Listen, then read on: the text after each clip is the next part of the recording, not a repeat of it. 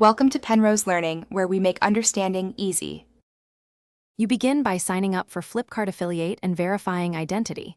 This establishes payment flow and tax compliance.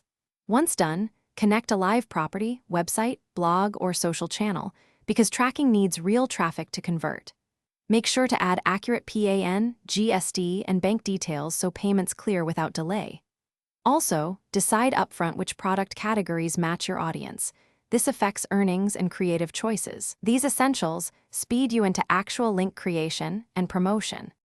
You now generate deep affiliate links from the dashboard and integrate them into content. This is how clicks map to your account.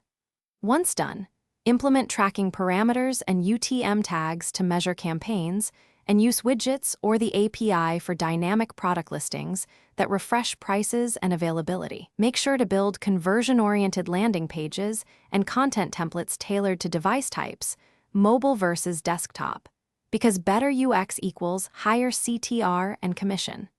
Keep testing. You finish by monitoring reports daily to track clicks, conversion rate, EP, and pending payouts so revenue is predictable. Once done, reconcile monthly statements, upload invoices if required, and ensure you meet payout thresholds so funds are released. Make sure to validate that UTM and dashboard attribution match. If commissions are missing, reproduce the flow with a clean link and timestamp evidence. Quick troubleshooting, fixing broken links or tagging errors, recovers lost sales and keeps your pipeline healthy.